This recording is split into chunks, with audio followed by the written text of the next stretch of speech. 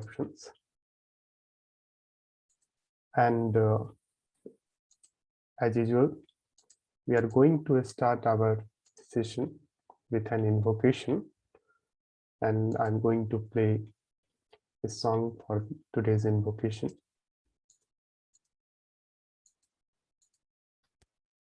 Very happy Children's Day. We are going to sing a song which title is इंसाफ की डगर पे बच्चों दिखावा चल के।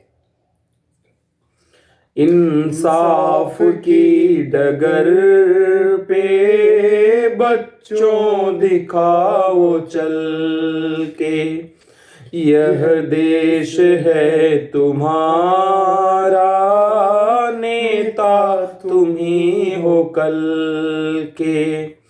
दुनिया के रंज सहना और कुछ न मुंह से कहना, सच्चाइयों के बल पे आगे को बढ़ते रहना।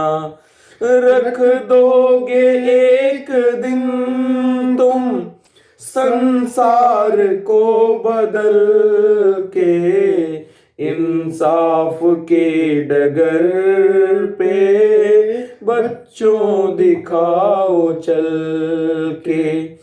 अपने हो या पराए, सबके लिए हो न्याय। देखो कदम तुम्हारा हरगिज न डगमगाए, रस्ते बड़े कठिन हैं, चलना संभल संभल के। इंसाफ की डगर पे बच्चों दिखाओ चल के। इंसानियत के सर पर इज्जत का ताज रखना, तन मन भी भेंट दे कर भारत की लाज रखना। जीवन नया मिलेगा, जीवन नया मिलेगा, अंतिम चिता में जल के। इंसाफ की डगर पे बच्चों दिखाओ चल के, यह देश है तुम्हारा, नेता तुम ही हो कल के। इंसाफ की डगर।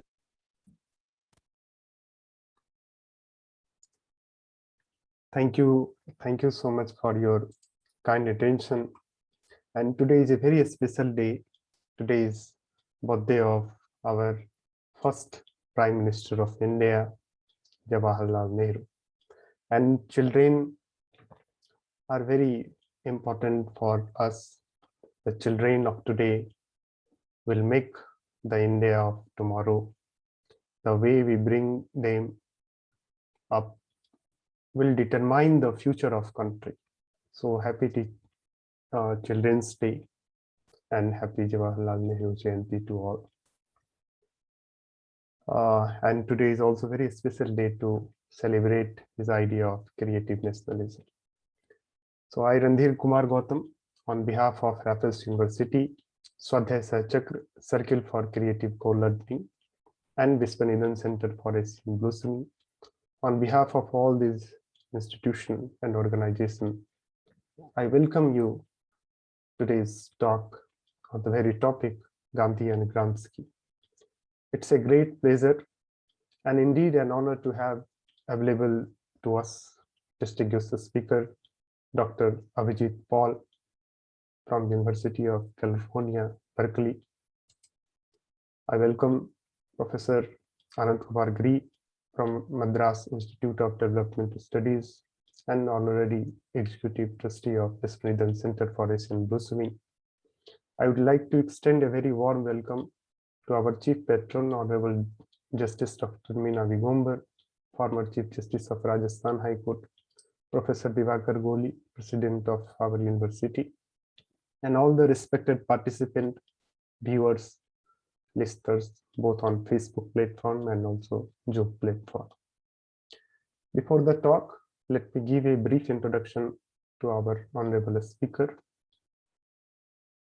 Dr. Abhijeet Paul is a lecturer in South and Southeast Asian Studies at US Berkeley, very famous university. He holds 2 PhD, including one from Berkeley on technology, ethics, and community in youth cultures.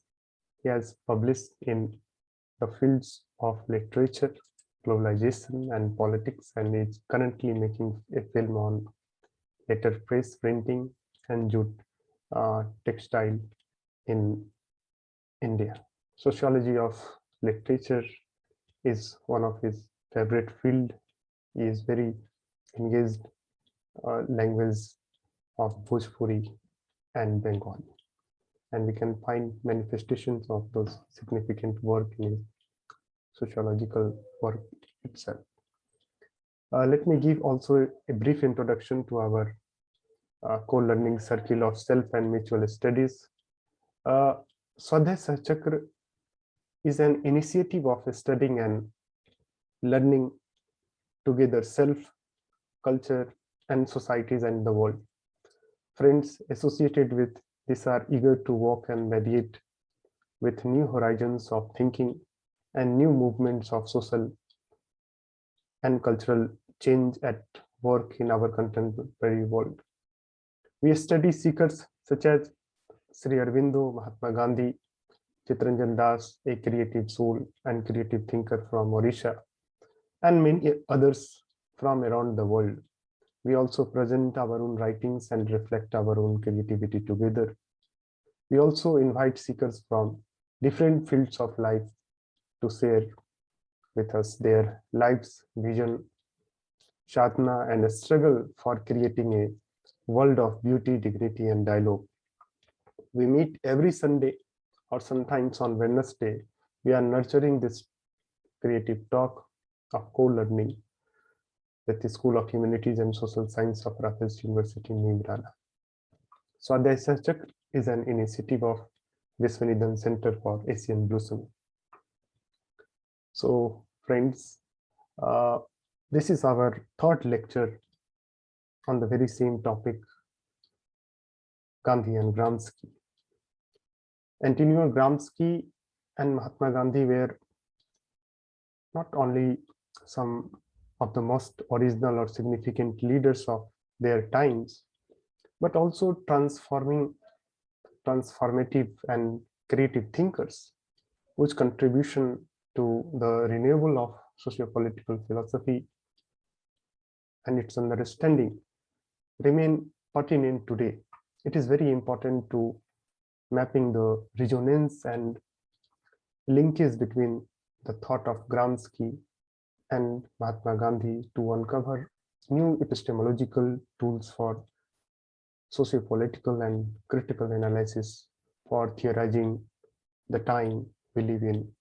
With this brief introduction, now I would like to invite Professor Anant Kumar Giri sir to kindly moderate today's session. Sir, over to you. Thank you so much, dear Randhir, our kind nurturer of our coming together, and a very warm welcome to dear Abhijeet.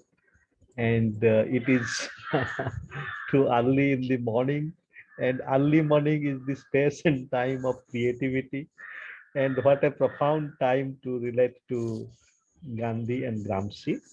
So we are very grateful to you for your generosity of being with us, and at this moment with the stars also, and this night of stars become stars of wisdom and insight. So we have been exploring this theme of Gandhi and Gramsci, simultaneously engaging ourselves with Gandhi and Gramsci, and it offers many deep questions. One of them is the whole condition of the prison and prison writings.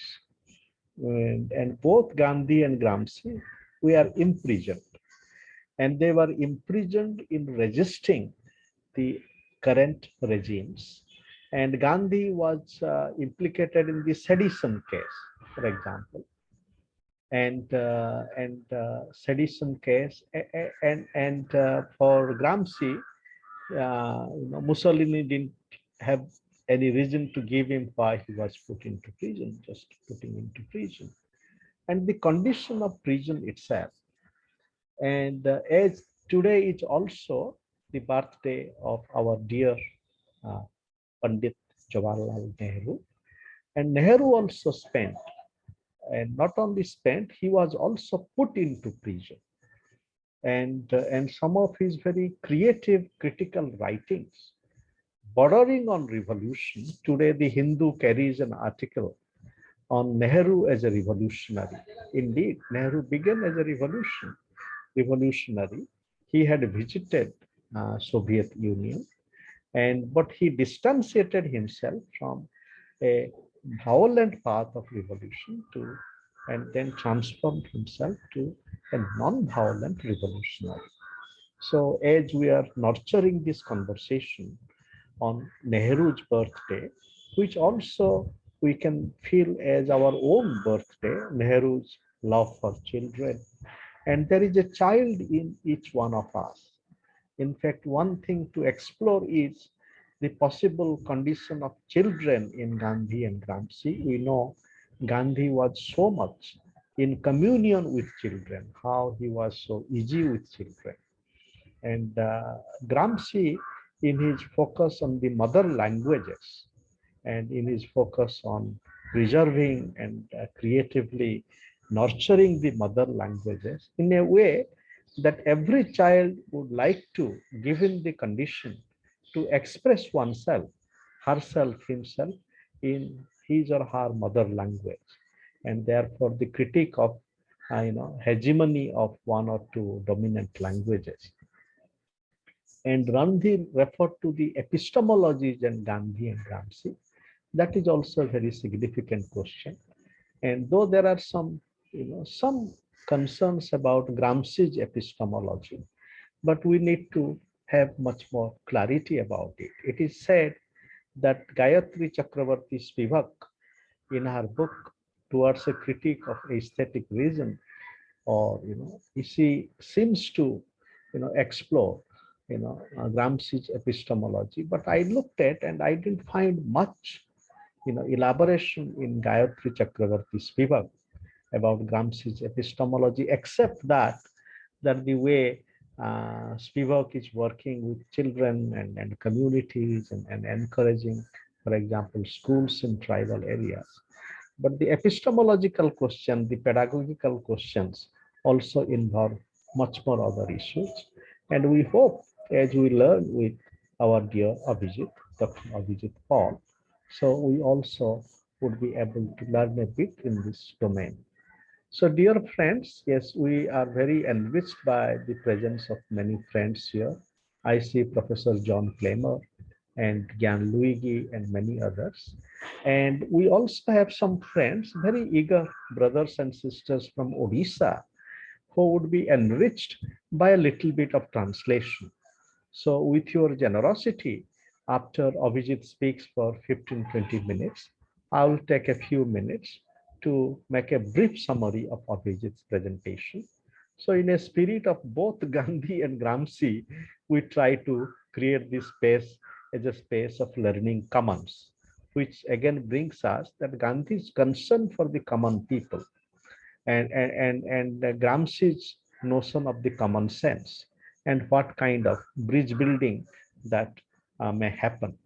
So with this sharing, say warm welcome to Abhijeet, please. Abhijeet.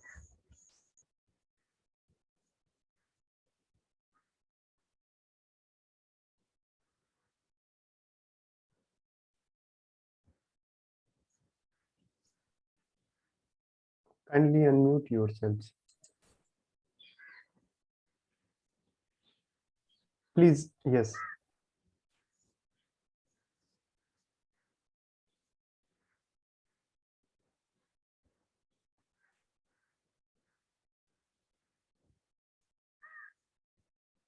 Sir, you are not audible. Huh. Please unmute yourself, Abhijeet. Yes, he has already unmuted. No, again muted himself. Yes, yes. Red color is coming. Yes, now he. Yeah. Sir, please check your speaker. Can you hear me now?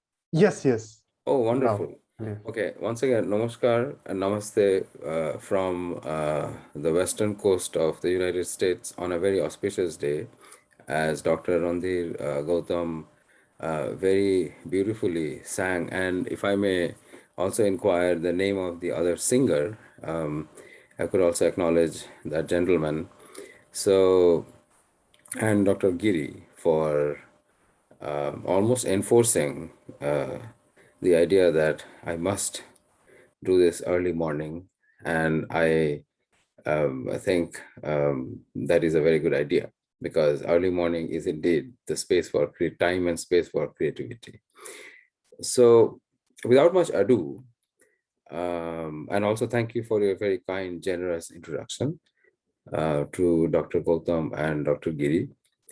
So without much ado, what I'm going to do is, since I have 15 to 20 minutes, I will briefly discuss the cross fertilizations of the idea, and the cross fertilizations and the cross markings and the cross meetings, so to speak, of two, in some ways, not only important, but I think fundamental thinkers of the 20th century. Mohandas So, Gandhi. Abhijeet, Yes. I just want to make one clarification. Sure. That you can kindly take up to 35 minutes. I just suggested that after 15-20 minutes, I'll take a few minutes to translate your presentation into I audio. see. So I you see. please take up to 35 to 40 minutes. All right. Because we are here to learn with you. Okay, that's wonderful. Thank you very much for that clarification and the timekeeping note.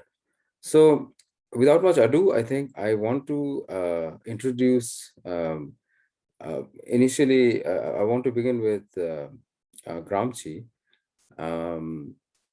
and then move on to some of the ideas that Gramsci also brought on Gandhi in Notes on Italian History, which I'm going to quote. And I'm also going to thread this with contemporary thinkers such as Etienne Balibar, who interestingly has written on, among other things, of course, I mean, he was the friend of the French theorist and friend and collaborator, long-term collaborator of the French theorist Louis Althusser, has written actually on the relationship between Gandhi and Lenin, which is also another interesting dimension in this conversation. Now, one of the things that strikes me in this conversation, or in this current, or the cross currents of conversations with thinkers and theorists, and to an extent visionaries as well, such as Gandhi and Gramsci, is that there seems to be a little bit of overgeneralization as well. So in order for us to, or in order for me to actually enter this dialogue, I also want to begin thinking about practice, because both Gandhi and Gramsci, while intentionally or unintentionally, have been realized in many respects in the fields of practice. So what I mean by that is how to think through these thinkers and philosophers, not merely in academic terms, although we will engage academic terms because it's an extremely important area of, it's a very important area, it's an extremely important area of discourse and understanding. But it's also equally important to understand how they translate in our everyday lives. So if we were to ask, average person on the street in any part of the world who Gramsci was, perhaps there may not be very many answers except for those who are the initiated. such as those who have, have had more engagement with things, with discourses such as political theory, um, themes such as subaltern studies. But when it comes to Gandhi, of course, he's a more universally recognizable figure, and also therefore prone to overgeneralizations. So in one way, when Gandhi is overgeneralized, Gramsci probably is undergeneralized. I should have mentioned that both are prone to two different kinds of over and under generalizations. So I want to begin with Gramsci for the simple reason that the notion of hegemony that is being academically understood in Gramsci perhaps needs a little bit of unraveling, a little bit of rethinking, a little bit of, shall we say, agitating, so to speak, to use the Gandhian notion of agitation. So just to unseat some, not so much to unseat, but to actually think through what this hegemony business is. Now, in order to talk a little bit about that in more with some substance, what I'm going to do is I'm going to situate Gramscian notion of hegemony in the context of when Gramsci was discovered, not invented, excuse me, in the 1960s by Althusser. And that moment was kind of, because after the discovery of Gramsci, because of his very, very peculiar condition, I should say, where most of his notebooks, most of his written works, including, of course, the most famous prison notebooks, came out in the 60s in French. And that is how we got to know about Gramsci's contributions to the problem and the question of ultimately justice, I would say, which Dr. Gautam so beautifully sang about in the context of Pandit Jawaharlal Nehru's birthday. So the moment when Gramsci is discovered is when Althusser, as he elaborately writes in his hymn, Althusser and Etienne Balibar's co-written book called Reading Capital, which comes out, I believe, in 1968, 69. I could be wrong about the date. Apologies for that. So this moment of understanding hegemony through Althusser using Gramsci is also a moment of understanding how hegemony impacts our understanding of something called ideology. They cannot be separated. In fact, what is hegemony in Gramsci is ideology in Althusser. So let me read a few notes on this subject, and then I can turn this over to Dr. Giri to translate, because this will take a little bit of time, 5-10 minutes maybe. So this is the structure of the talk. So I'm going to talk about the notion of hegemony and practice, in particularly the works of Gramsci and Althusser, or how Althusser sees Gramsci in Reading Capital in the 1960s, and how briefly it has, then it is taken up by someone like E.J. Hobsbawm, who in the English political theory speaking world. I'm not going to so much talk about the Hobsbawm moment, but I'm going to more focus on the Althusser moment. So I start. While explaining ideology, Gramsci and Althusser often take us back to Marx and Engels' the German ideology, 1846, with expressed views to engage dialectical thought. Marx and Engels had argued that ideology resides in the superstructure, give me a minute, please, in the superstructure of civilization in the form of institutions and conventions such as law, police, norms, and family, and culture in the form of art, religion, legal, political, scientific practice, etc. So it's a pretty broad stroke and a broad swath. Someone is waiting. So do I need to admit that person, or? These constitute the dominant ideas of society. So this is important to understand, I think, because Gramsci's prison notebooks, in which includes very well-known and well-wrought and well-received ideas about intellectuals, organic society, notion of hegemony as basically a form of deep culture, so to speak, kind of dithers between the notion of how society is structured through these institutions and how the community often, is in conversation within those structures of understanding and practice as well, of course, because culture ultimately is more about practice than just a set of ideas which are written on stone and seemingly or perceived to be relatively fixed in our structures of belief. So I think there is a vacillation. There is a tension, if you will, in Gramsci's thought between what is institutional and makes society and what actually is the fungible, the changing, the dynamic part of that institutional set of relations.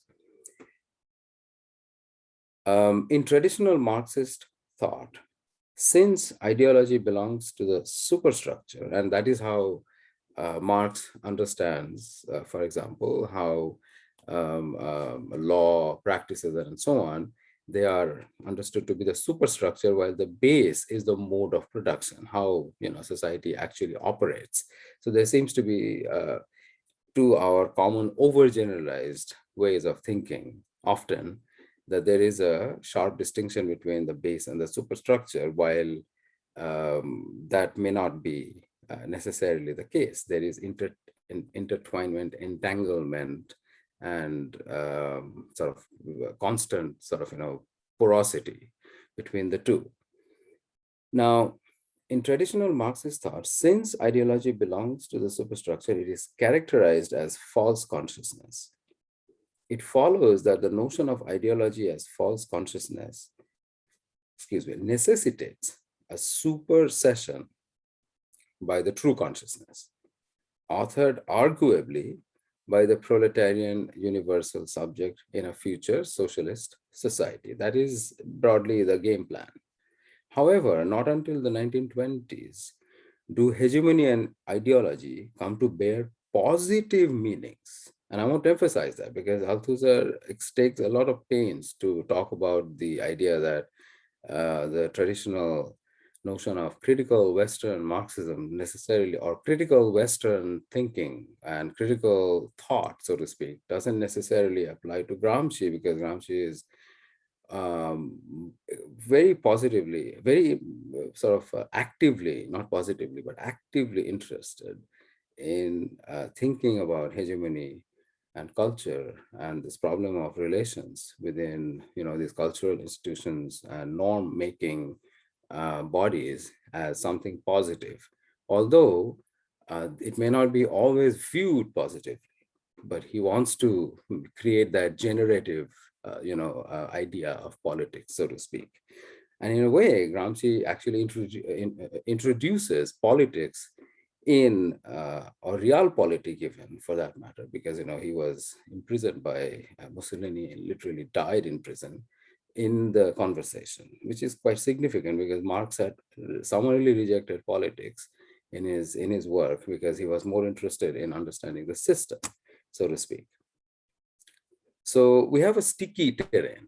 In other words, how Gramsci approaches the problem of hegemony in a positive term, not positivist though, positive term, is quite significant. And Althusser marks that in reading Capital, for example. So, however, not until the 1920s do hegemony and ideology come to bear positive meanings in the context of praxis or practice, when Gramsci, the Italian Marxist, critiques orthodox Marxist belief in the mode of production to gain proletarian and subaltern consciousness. I do not need to go through all the hoops of how Gramsci's notion of the subaltern consciousness becomes quite, how to so to speak, becomes one of the most portable, right, and portable as well, like highly consumable notion in the in explaining the current structures of politics and society.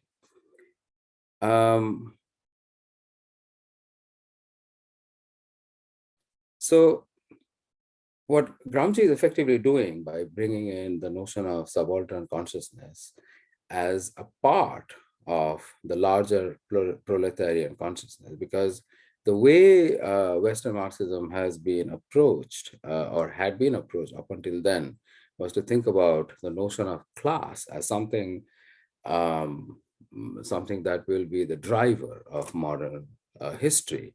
But for Gramsci, class as a notion, as a space, as even a concept, has limited function in understanding the broader, perimeter, so to speak, of society, where the privileged, where mostly the underprivileged cannot be necessarily only tied through the structures or the economistic and the deterministic structures of class.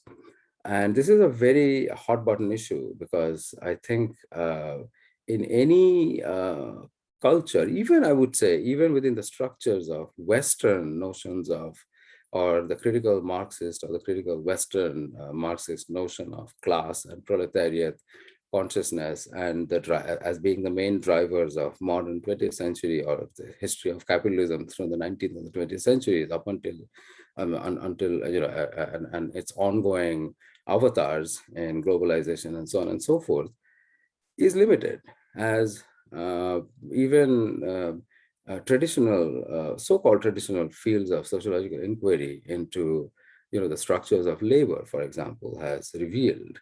And in this case, and in this particular context, I want to bring to light, although I won't have the time to discuss that book, Richard Biernake's Fabrication of Labor, where the very notion of labor, which stands so bright and middle,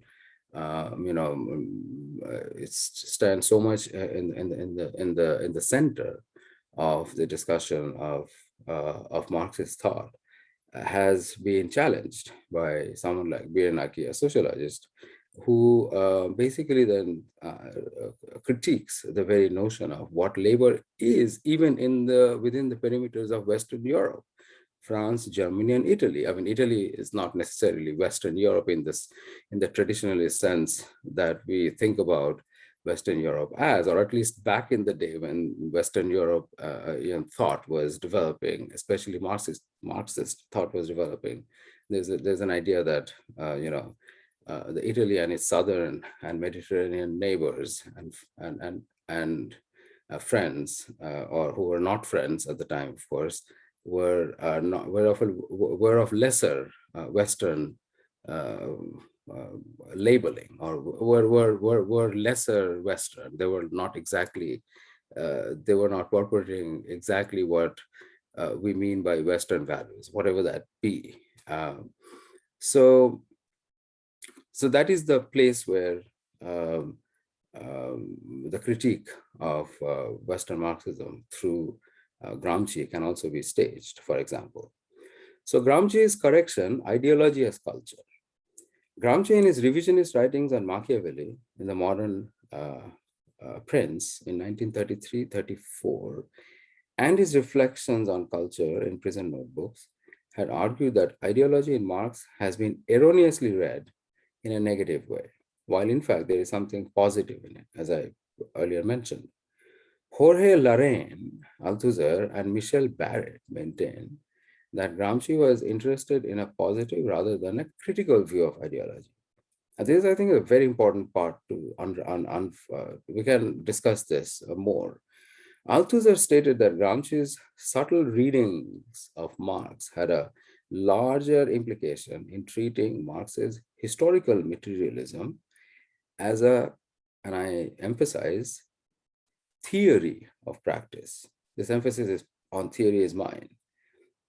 Thus, for Althusser, like Lorraine, Gramsci's absolute historicism of the philosophy of praxis was not a historicist idea, but in many ways, important respects, um, a positive one, where Gramsci consciously and theoretically engaged at the level of politics and practice. As I said, like he brought politics and realpolitik and practice right front and center in the conversation, into Marxist thought and conversations, which is what makes Gramsci later like prison notebook written in Gramsci's works is throughout the 20s and 30s, but then his impact is more felt as the process of decolonization and reclaiming and rethinking of history of the so-called non-Western world is concerned. For example, the portability of Gramsci's thought therefore becomes so important. So Gramsci is Marxist, while at the same time remaining Marxist. Gramsci's Marxist consciousness acknowledged historical organic ideologies. I'm sorry, historically, I quote, I apologize for the misquote. Although misquoting is also, I digress, but as we all know, Gramsci's misquoting becomes very creative, especially his remembering of Marx without quotes. And that's a very important, interesting aspect of Gramsci's thought. It comes up sometimes in conversations, but we seldom pursue it, that most of Gramsci's Marx was memorized because Mussolini did not give Gramsci capital or, economic and philosophic manuscripts to read. So,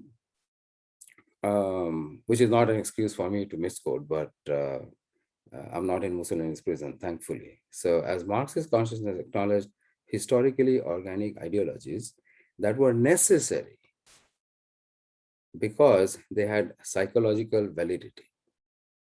The expression historically organic ideologies in Gramsci refers to culture in civil society. And in our context, for example, as we're speaking from today, we can include we can critically include or even positively include the notion of Sushil Samaj, right? Where we are engaged in discourse amongst each other, for example, academic discourse amongst academics, which has perhaps a limited bearing on other walks of life, but it's an important discourse. But most importantly, people from other walks of life, how they are thinking about the same structures that academics have specialized in, because Gramsci had a lot to say about that. For example, the difference between the intellectual function and the organic intellectual, for example, being one critical point of departure than conventional understanding of, how the intellectual functions in society, as in like how the intellectual drives the motors of verstand and understanding in society. So Sushil Samaj would be, or Sushil Samaj in Bangla would be, for example, a near translation. Ideology is therefore already present in human society in the form of culture.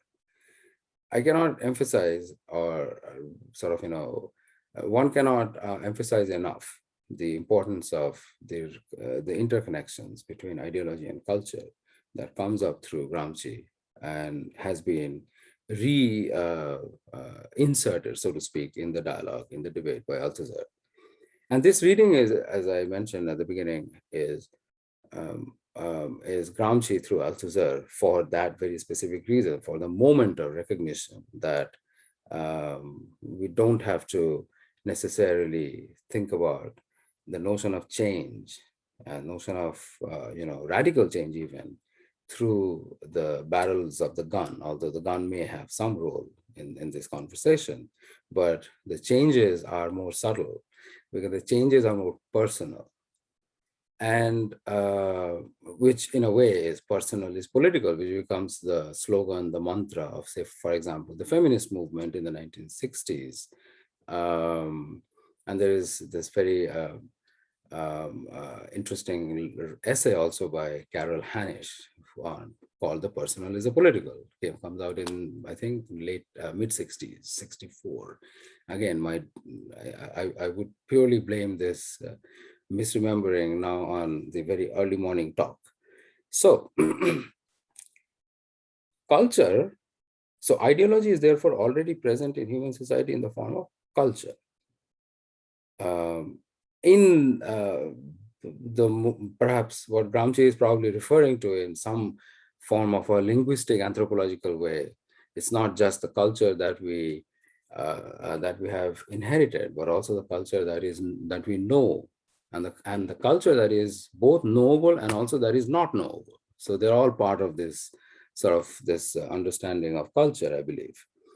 Culture belongs to the superstructure in the Marxist imagination, where competing levels of hegemony characterize society. And this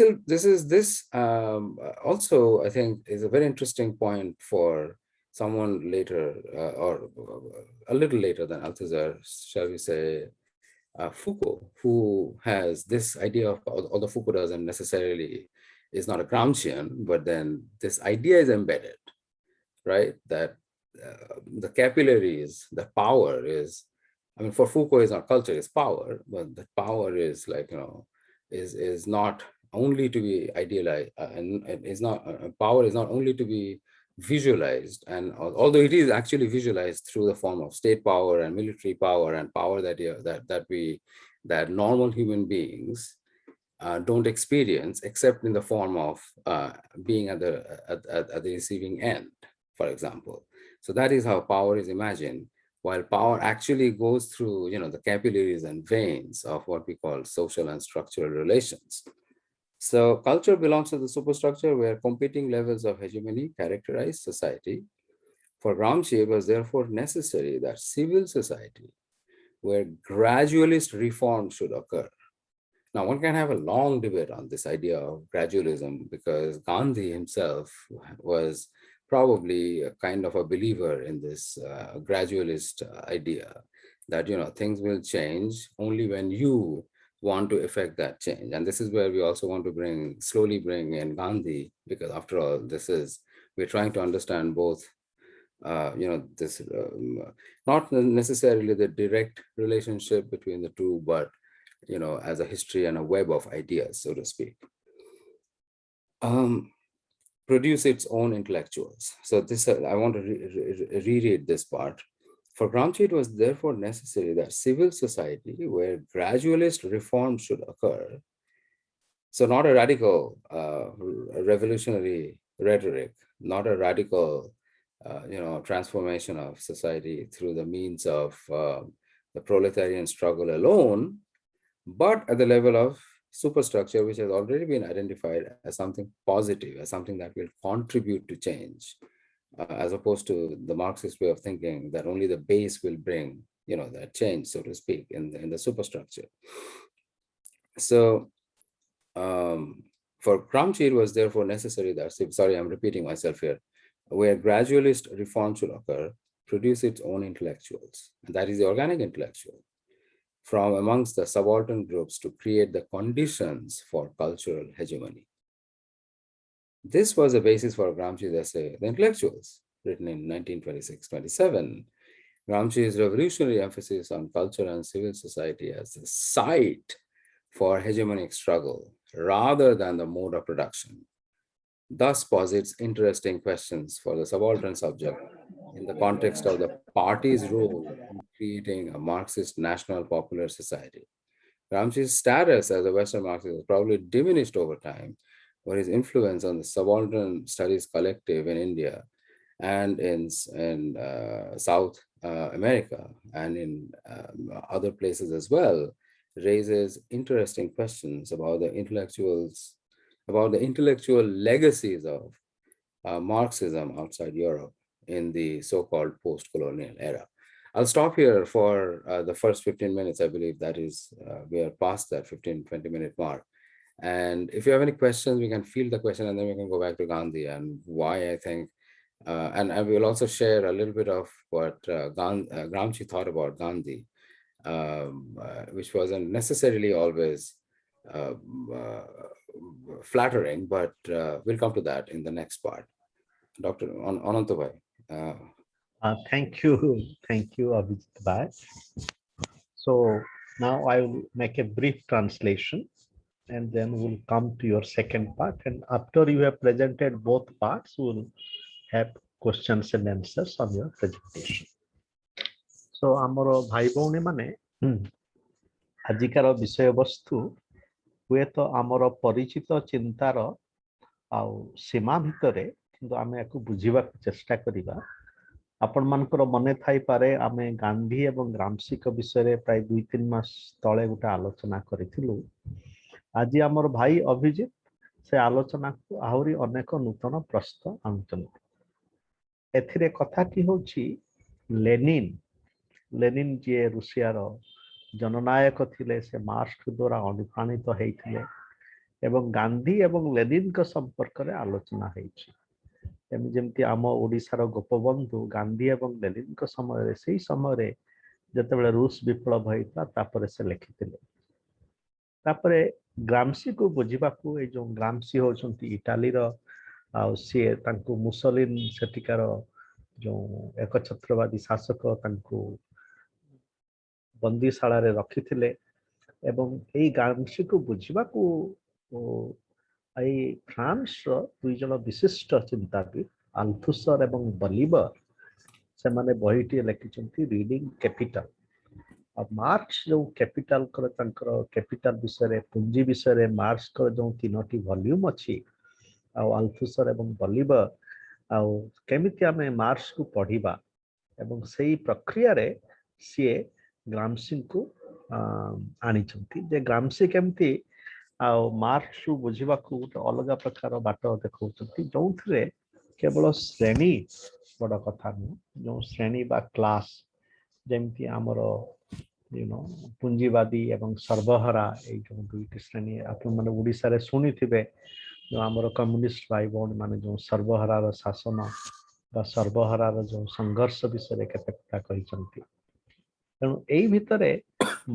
ग्रामसी कहउचंती जे सर्वहरा जो कथाटी जो class आ प्रोलेटारिएट के class से क्लासटा से श्रेणीटा प्रकृत रे अनेक लोकन को जेमती ओडिसा रा हमें सर्वहरा कहिले जेमती बुझौछु आ गोटे सेही सर्वहराटा गोटे केवल गोटे श्रेणी नु सेटा गोटे अनेक जीव को विस्तारी जाउची एवं ग्रामसी भी से कथा कहउछती जे सबल्टर प्रकृत रे जो माने समाज रो तळ अवस्था रे अछंती किछ लोक ऊपर अछंती माने सार्वभौम सवरेन आ जो माने तळ अछंती सबर्टन एई सब प्रक्रिया रे आ रिचर्ड बर्नाकी बोली जने समाज शास्त्री से फैब्रिकेशन ऑफ लेबर रे कहउछंती जे मार्क्स जो श्रम ऊपर जो गुरुत्व देइथिले आ सेई श्रम को बुझिबा को हेले श्रम गुरुत्वपूर्ण ता संगे आहुरी अनेक जिनिस मध्य गुरुत्वपूर्ण जमती संस्कृति जमती आदर्श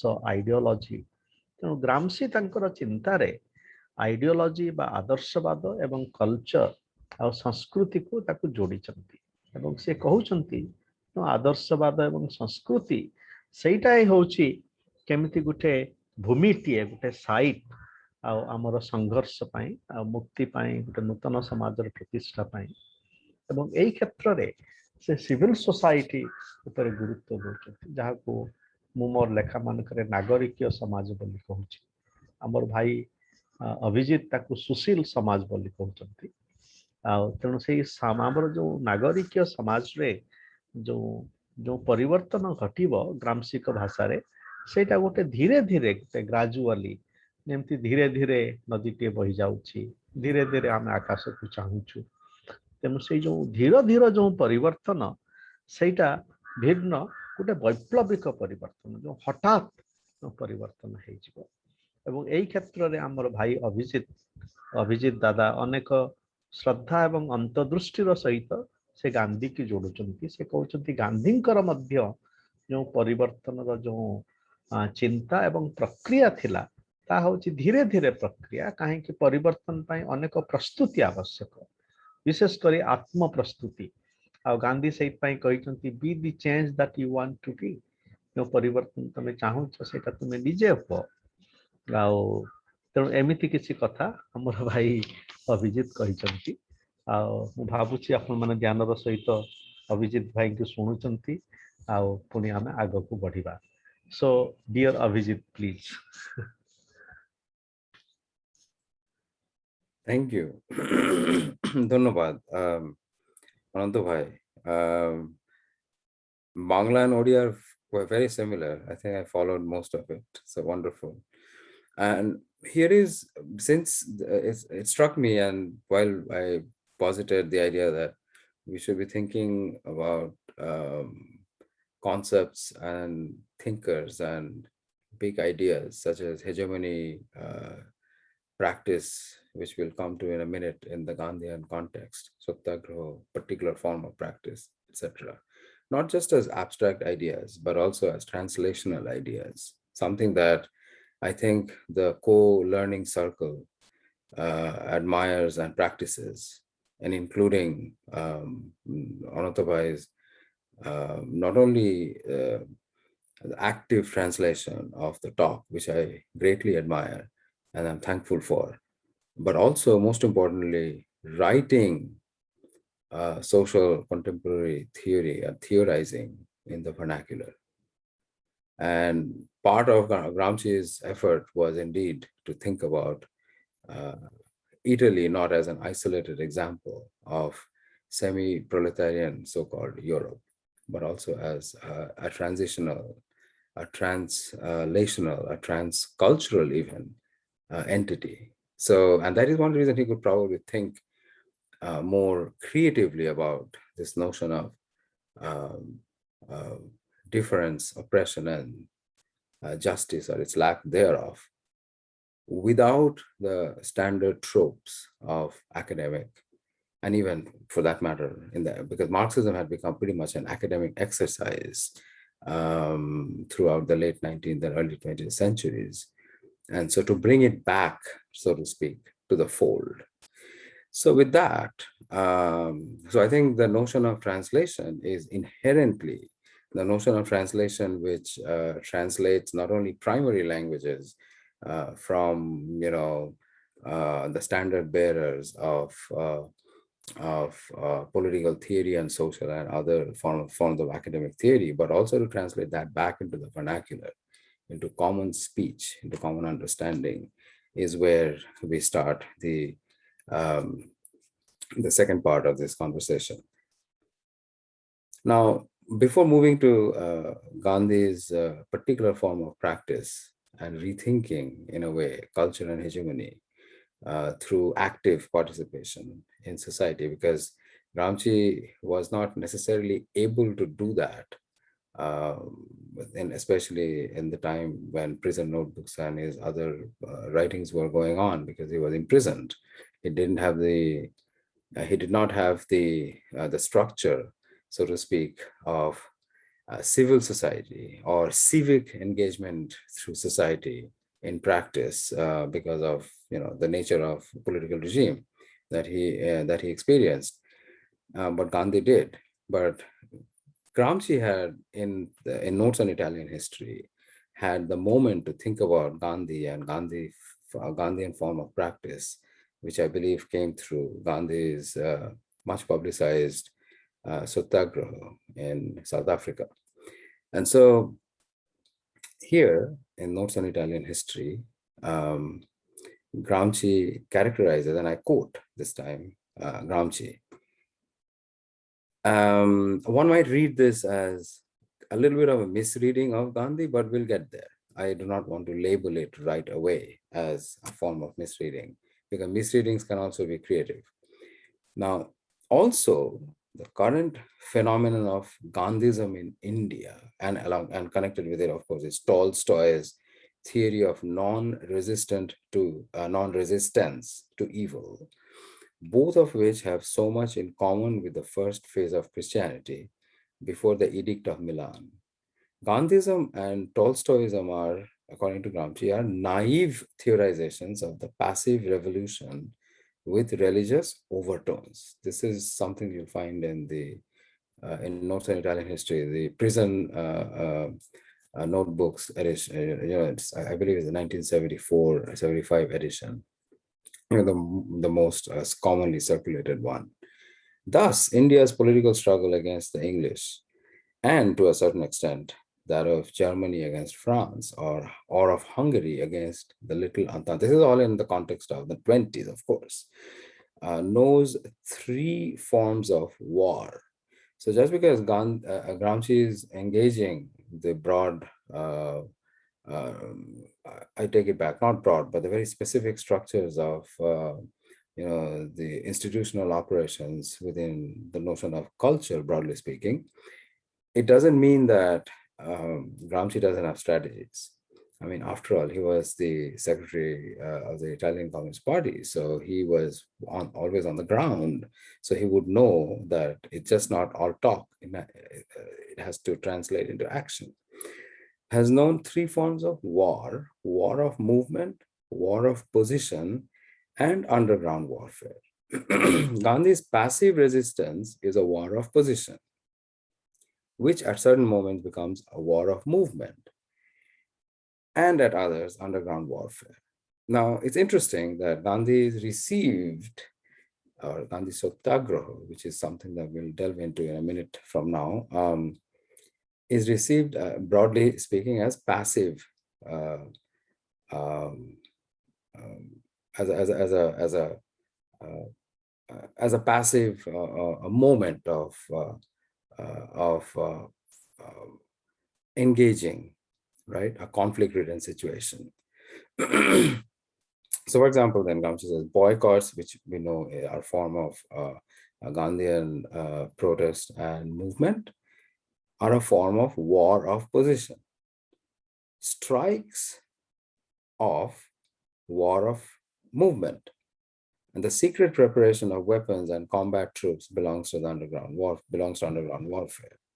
So that's the part where people, both civil and also people who are engaged in semi-military operations might engage in that. A good case in this country from where I am speaking would be the militias who believe that there is a certain benefit to own weapons, because you need to be perennially distrustful of government, namely the US government, for example. So that would be kind of the underground warfare, although I don't want to glorify the US militia because it's primordially racist. So that's a very different sort of historical context and a political condition that we are living in at this point, for example. So, but in theory, that is the Gramscian understanding of how to proceed in the process of anti-colonial and other forms of resistance. So a kind of commando tactics is also to be found, but it can only be utilized with great circumspection. If England believed that a great insurrectional movement was being prepared, destined to annihilate their present strategic superiority, which consists in a certain sense in their ability to maneuver through the control of the internal lines of communication. So important to think about how Gramsci is thinking about, or he's basically wanting us to be alerted to that this is not only a theoretical problem, but it's actually a communicative problem as well, which involves active communication, and to concentrate their forces at the sporadically most dangerous spot by mass suffocation. That is, by compelling them to spread out their forces over a theater of war, which had simultaneously become generalized. Then it would suit them to provoke a premature outbreak of the Indian fighting forces in order to identify them and decapitate the general movement. That's Gramsci's general take on, how the Indian nationalist movement and how it could, it is positioned within the European, in this case, the British imagination. Now, moving So I will let us rethink if Gandhi, if Gramsci's characterization of Gandhian passive movement, so to speak, as a war of position is a tenable idea, and to what extent it is tenable, and why so, and if not, why so. So basically, like, we can critique, or we can take that up if needed, if we think that that is an important part of the conversation. So moving on to the actual sort of practice of what Gramsci seems to be advocating, the idea of gradual change, but through active engagement, right? Be it a war opposition or or otherwise, you need individuals and groups to be able to sort of embrace the idea of resistance as an everyday practice. So, discussing Gandhi's ethico-political philosophy of this particular act, Satyagraha, for example, which is the most characteristic and which is characteristically identified with, of course, Gandhian politics of practice, and also the practice of politics, so to speak, the idea behind truth, force, and resistance. Now, like Gramsci, Gandhi's works are based in the realpolitik of action, so to speak. But unlike Gramsci, in many, that's just historically bounded. That's a historical condition. Gandhi, of course, is famously always there. The idea of being there in person to be leading the charge, right? No matter how small or big the problem or the issue at hand is of course quintessentially Gandhian. I believe Gramsci would have done that too if had he were he not imprisoned for practically half his life. So the texts that we will be that I will be referring to are two mainly. The story of my experiments with truth. So in a way, this is Gandhi in his own words, thinking through the notion and the moment of Satyagraha and how it can be understood in personal ethical in personal and ethical terms. The story of my experiments with truth. The title is always fascinating to me because it is not an experiment in truth. It's a story of my experiments with truth. Because for Gandhi, nothing superseded the personal, really. And Satyagraha in South Africa, written in 1928. So I begin briefly. I do not need to initiate the audience about Satyagraha and what it means and what the context and what the outcomes were. But briefly, Satyagraha, Sanskrit for truth force, also referred to as passive resistance. I think erroneously in most forms of Western engagement with Gandhi. So that's something that for us to keep in mind. A little bit on the context of the birth of Satyagraha, the idea of practice existed before the name was coined, indeed. Gandhi found the term passive resistance problematic himself. In fact, we may remember that he offered a prize in a newspaper for a new term, Mohanlal Gandhi's Satyagraha, which Gandhiji adapted to Satyagraha as truth force. Now, again, it's a little bit of a simplification, but there's a lot of things to unpack there as well. And Satyagraha, indeed, as we know, grew out of his experiences in South Africa. Now, we began this conversation by thinking about the looming presence of imprisonment, the active presence of imprisonment, how the thought, when the body is confined, the mind is probably like becomes more active because you have limited space. So mental sort of activity is more heightened in under these circumstances. And of course, like if you are packed in a prison, and as Gandhi was, and as was Mussolini, were packed in a prison without much of a without where your civil and personal and other liberties will be severely curtailed, then you would become like more you would be prone to sort of, rethinking some of the things that he took for granted, for example, freedom to begin with. So Gandhi refers to his imprisonment, for example, said, "I had no books of reference in jail. I have neither the time nor the inclination to write a regular detailed history. My only object in writing this book is that it may be helpful in our present struggle and serve as a guide to any regular historian. I must ask the reader not to imagine that any single item in this volume is inaccurate." So there's a certain tendency in Gandhi's writing to think about what the practice is going to look like. Veracity is tied to what you actually do, not what you just say. So not think, do as I say, but say as I do is probably the Gandhian motto here. So we all know that, how Gandhi's idea of Satyagraha came up through, his personal engagement in South African politics in the late 19th and early 20th centuries.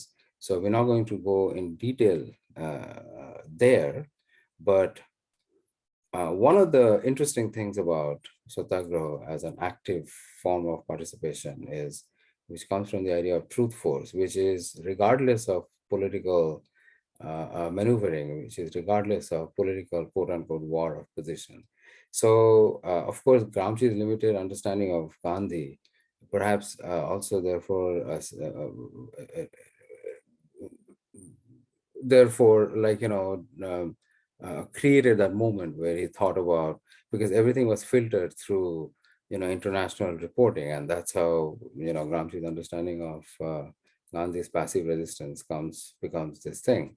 But that's true of the Western imagination of Gandhian resistance as well. So how Gandhi looks at Satyagraha is like an extremely important concept and point of departure here, because it is an active moment. It is a truth force that it stays with you regardless of the political position and the political maneuvering that you engage with. So I won't take too much of time. I think I'm already overshot the time limit and frame. So one thing that since I've been harping on this idea that Satyagraha is not passive resistance and not as Gandhi would have wanted us to look at. So, for example, Gandhi was startled by the statement of a sympathetic Englishman that passive resistance was a weapon of the weak, by comparison with resistance to a British Education Act and the suffragist movement. That was the conversation, excuse me, that came up as a way to show that Mr. Gandhi is engaged in passive resistance. Now, the difference Gandhi saw was that passive resistors were not supposed to, quote unquote, brute force or violence on principle, but simply because it was not practical. It's a very, very, very subtle. At the same time, I don't know why I say subtle. I think it's such a big point of departure and difference, that it's not a practical necessity only, right? It is a necessity on principle. And unless we are able to distinguish, right, the telos from, the process, so to speak, we are not going to be able to encapsulate, or the true meaning, so to speak, although true is relative in this case, meaning of Gandhi and Satyagraha for them. So it's not necessarily about practice. It is about practice, but it is not only dependent on practicality, right? And one can then have another round of argument about the notion of change, how to think about practical changes through the idea of principle, as opposed to some short-term gains. Because Gandhi, as we famously know, was not for a short-term gain. He's not a short-term gain guy. He therefore defined the Indian resistance as soul force. In this movement, violence was out of the question, even when it might have been practical. So the resistance was not a weapon of the weak, but something that made people strong.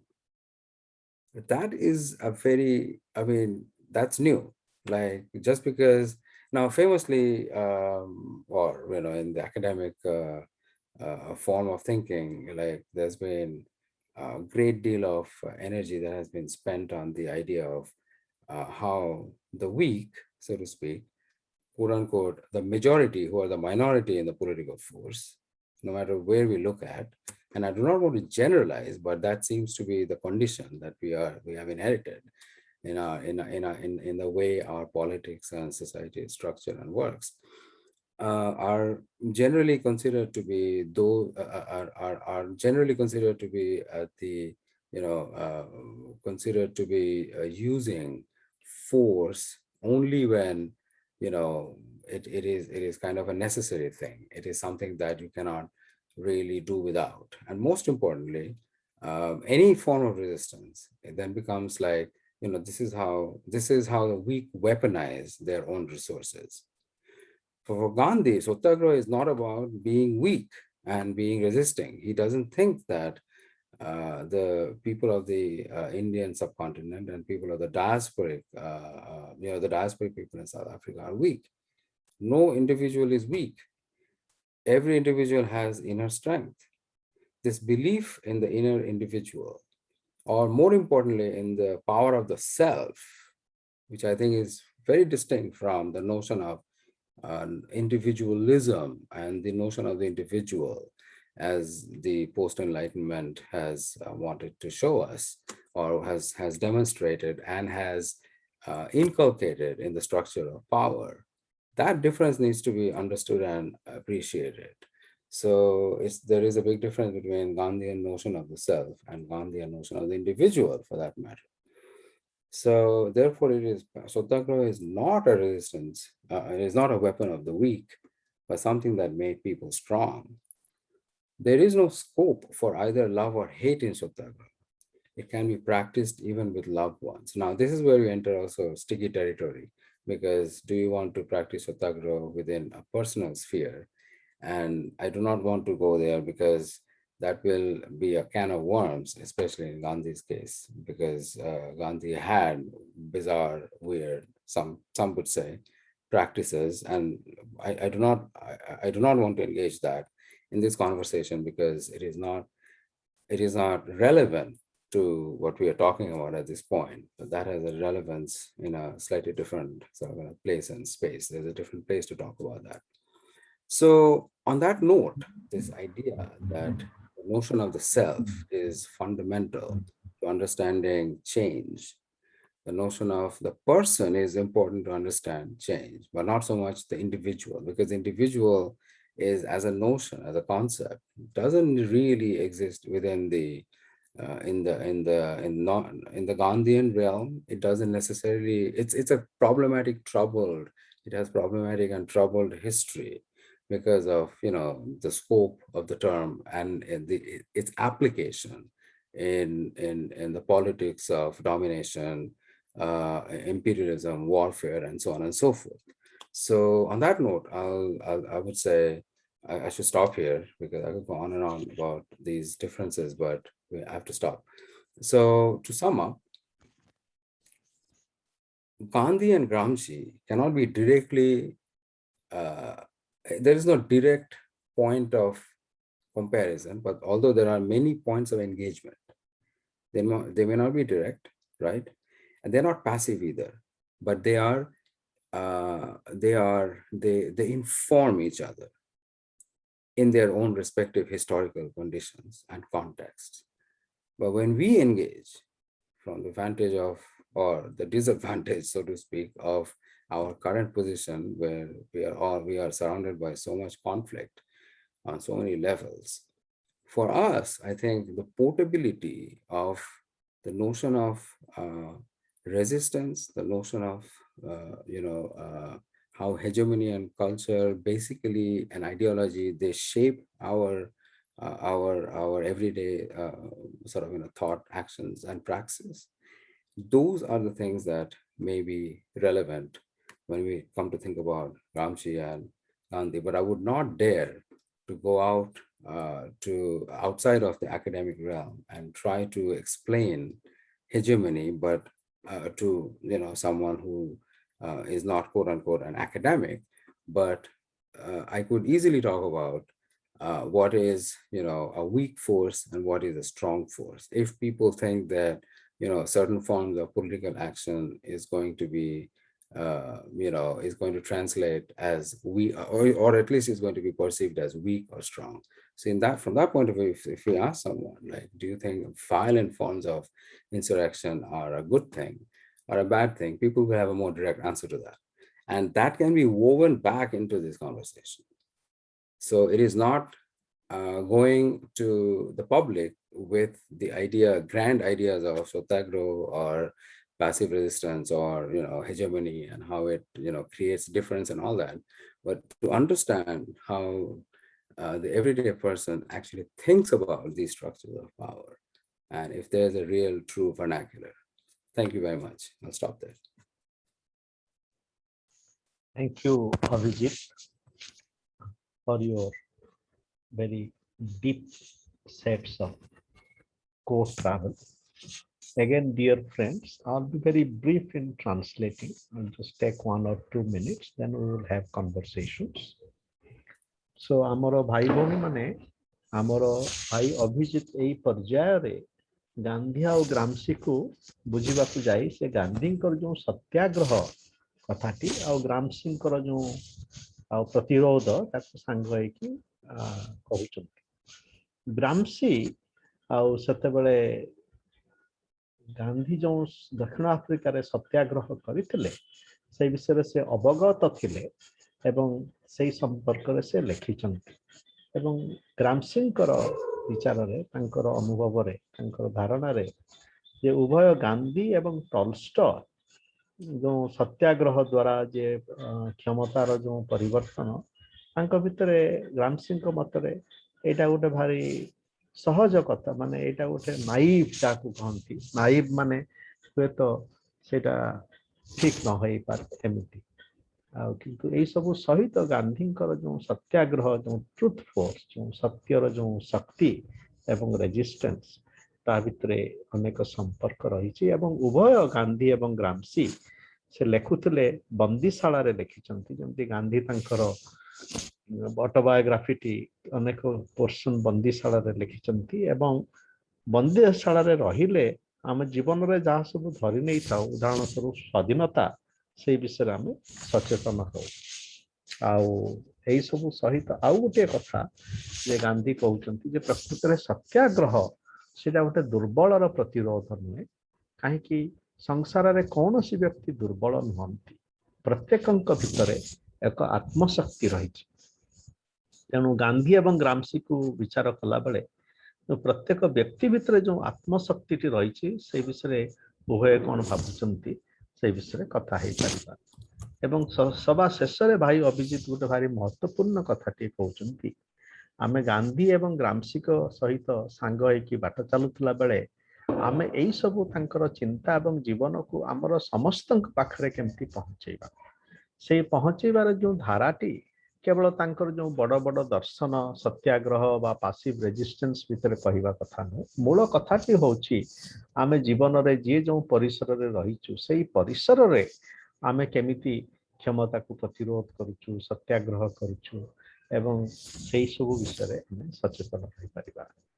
So now many thanks dear friends. So we are enriched by the presence of many friends with us.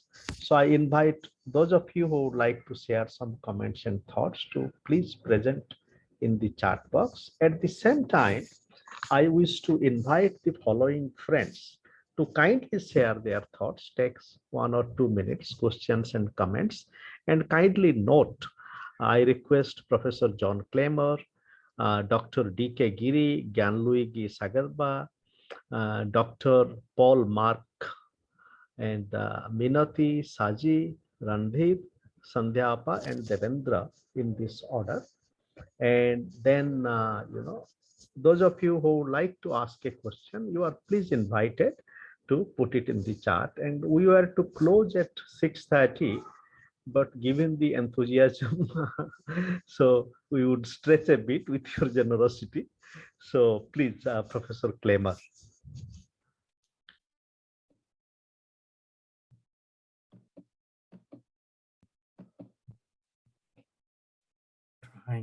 Trying to get my picture to go.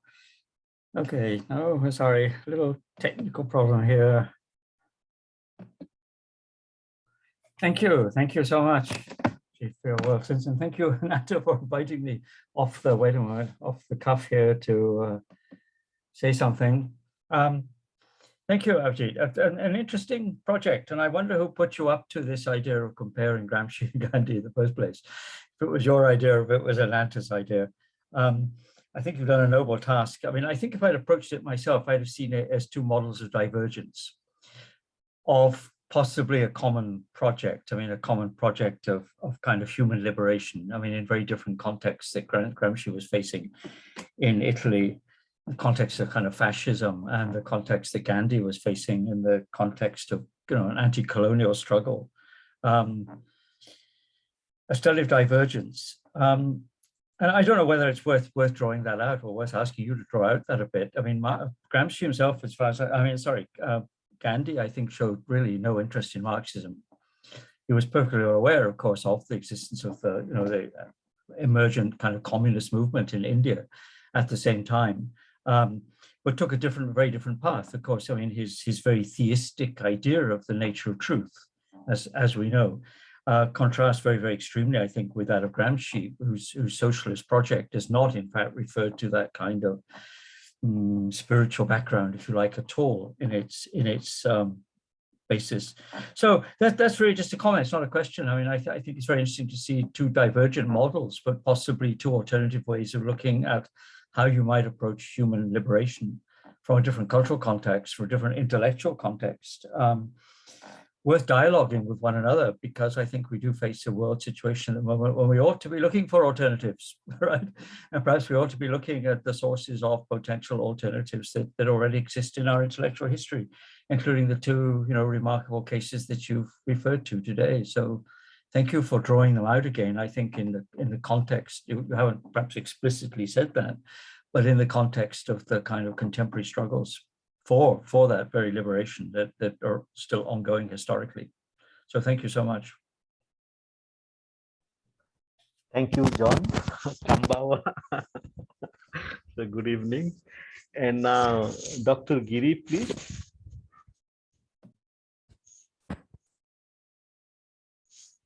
Dr. D.K. Giri. Okay. Gyan Luigi, please. Good evening, sir. Myself, Dr. Giri. Actually, there are 2-3 Giris are here. So, myself, Digvijay Giri. I am Joint Director, Government of India, Ministry of Home. I am posted in Chhattisgarh. Actually, when I go through this WhatsApp group, during that time I was confused that this Gramsci and Gandhi, actually I was not aware about this Gramsci. But when I go through this Abhijeet sir's talk and Dr. Giri's talk, then I very much cleared about this Gandhi and Gramsci. And already I have posted in the chat this Antonia Gramsci, who is Italian philosopher. So now I gain this knowledge to watching this. Participate in this webinar. So it is very interesting to learn about this Gramsci's thought and Gandhi's thought. Thank you. Thank you. To Dr. Giri. Now, Gyan Luigi, please. Yes, thank you very much. It was really very interesting. And well, there is so many things to say in general. While hearing at the interesting exposition, I was wondering whether perhaps as regards the general Marxian discussion of the first decades of the past century, whether the question of the cultural hegemony has been moved, provoked in a certain way because the Marxian scholars of that time had acknowledged that there is the emergence of the revolution is not so automatically deterministic on the basis of the economic law. That is, Marx, the first Marxian said there is these laws in economy and these will automatically produce a change of the society. And then it is saying that this does not happen. It does not happen because of different, there is the famous discussion between Bernstein and Kautsky, for instance, in the early decades of the past century. And the problem is perhaps also due to the fact that the relations between structure economics and superstructure civil society and culture and so on is not so to see with only a direction. It is the superstructure is able to influence the structure itself and to hinder and to restructure the society so that revolution does not happen, in spite of the fact that the deterministic law of the economy should produce another kind of society. This is the first question, which perhaps regards the general question of the importance and the relevance of the hegemony and in particular of the cultural hegemony. As regards the question of Gramsci, I would say he saw that the superstructure represented by the culture, by the Italian culture and the Italian cultural orientation and tradition was totally absent as regards the interest for the subaltern classes. For instance, for the farmer question, there is nothing, practically nothing in the Italian cultural tradition up to the past century which deals with the problem of the farmers, and of course nothing at all as regards the question of the workers. So that is, if Gramsci had noticed that unless these questions, that is the farmer question, the worker questions, in the cultural milieu, in the cultural environment, are not dealt with, the dominant classes will always have methods and ways to avoid the emergence of the workers and of the farmers. The question of the cultural superstructure is decisive in a country which, like Italy, had completely ignored the existence as such of farmers for centuries and of workers in the past 2 centuries preceding the very life of Gramsci. This is the first question. That is, Gramsci had noted there is nothing to do if the culture ignores determinate specific classes of the society, like farmers and the workers. And therefore, he says we need a reform, an intellectual reform, a cultural reform before of all, because otherwise the reaction forces like fascists, but not only fascists, like the bourgeoisie of the time preceding World War I, will always be able to contrast workers and farmers, because the culture is on their side, and therefore a balance of cultural environments is needed. And this is what I wanted to ask.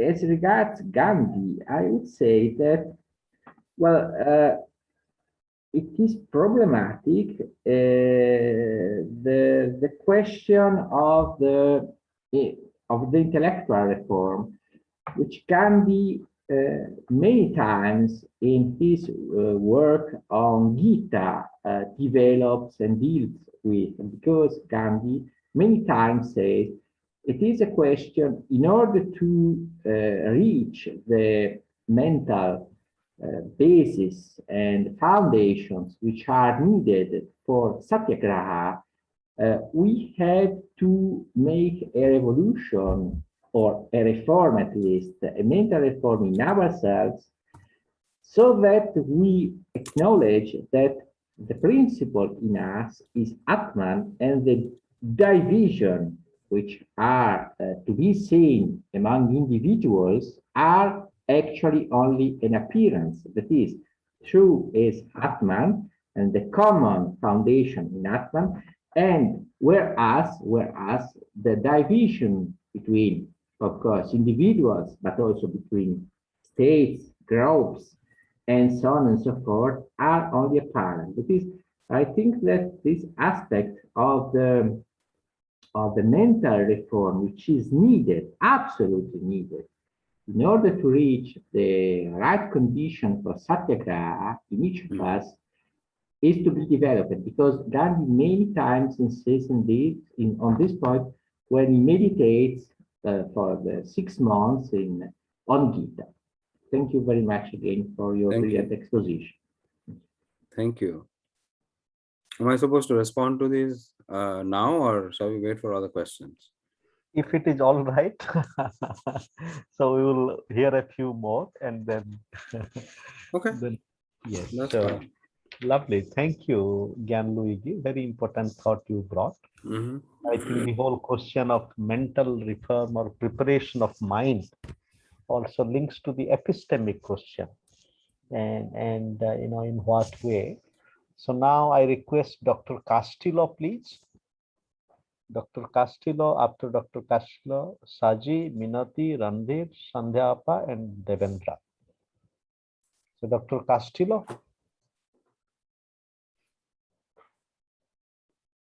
Okay, he's taking time. Saji, please. Thank you very much. You get to hear only my voice, not the video, due to some technical difficulty here. That's fine. I have put my question on the chat, direct to you.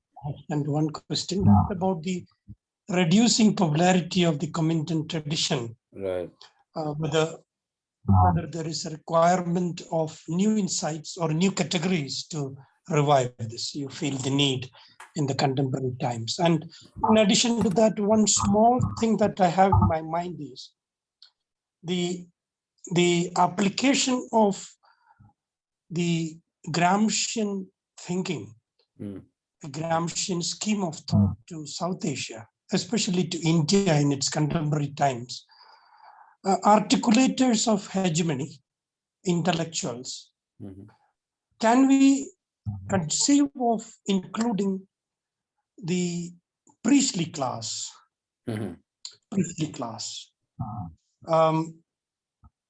as the articulators of hegemony in the civil society plus in the state? These are the sites of hegemony, and the intellectuals seem to have a lot of works to perform. And would it also convert itself into a real hegemony, or would it only be camouflaged in its popular term? Thank you. That's a wonderful question. I will want to discuss that. Thank you, Saji. So now, Minati, please. Hello, am I audible? Yes. Yes. Yeah. Good evening, everyone. Good evening from Odisha. I'm grateful to Professor Abhijeet Paul for his very insightful and interesting presentation. Actually, I have one, I should not say question, that is a request. Like, I want to know what did Gramsci think about the gender inequality. So if you can put a little bit light on that. Question. That would be great. Thank you. Thank you. That's a wonderful question. Very, very important question. So Minati is the flame torch marker of gender liberation. That's lovely. It is absolutely critical question. And also the question of Marxism. No, it's can I actually respond to this? So Yeah, we that will Ananta hold bhai for will a say. we'll hold for a moment and then Okay. listen to now Randhir, Sandhya Appa, and Devendra. Yes. Of course, I have some question and the linkage between Gandhi and Gramsci. First of all, ideology is very contested concept. And Terry Eagleton to many important thinkers, they tried to understand, but they failed to understand. And for Gandhi, I am a bit uncomfortable to use the word Gandhism, because he himself challenged that please don't use the word Gandhism with my, I'm not an ideological person. So even follower of the Gandhi, Jayaprakash Narayan, he said Sarvodaya is not ideology, because every ideology has some sort of fundamentalism and dogmatism, right? So what ideology is? This is the question. And how Gandhi understands hegemony for that matter. This is the important question. And that is why if you see the main problem with Gandhi, or the conflict between Gandhi and Subhash Chandra Bose, is the conflict between ideology and non-ideology, non-ideology. And what is the difference between praxis of Frankfurt School and praxis of Gandhi? Right. They are totally different concept. Right. But what we use in India is definitely bring Western concept and try to understand, Indian. So there is a very contestation. Even Zizek, for that matter, he confronted with the whole understanding of ideology. So so the question is the difference between the nature of understanding between Gandhi, nature of understanding of man between Gandhi and Gramsci. Gandhi understand man not like a matter. It has some spiritual connotation as well. Right. So in terms of theorization of some knowledge for that matter, I think that has some manifestation of the choice or the ideals of a thinker. Although we have in sociology of knowledge, there is a thinker called Karl Mannheim who used the word free floating intelligentsia in order to make us understand that intellectuals should free from the social position for that matter. And Gramsci, there is a quote of Gramsci that in intellectual, everybody is intellectual, but very few of them have know the function of intellectual. So the understanding of intellectual, what is intellectual for Gandhi? Right. It's a very common thing. So these are my concern. Thank you. Thank you. Many important points, and I want to talk about those. Lovely. And we'll just, with generosity, we'll just hear two more voices. Okay. So as always, Randhir is so deep. Thank you, Randhir. So now Sandhya Appa, please. So तुम उड़िया रे को मु translate कर देबी.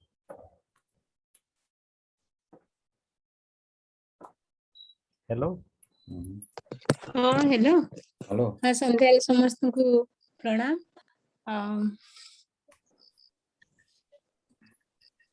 शुणुची जा बहुत भल लागिला आजिकार आलोचनाटी.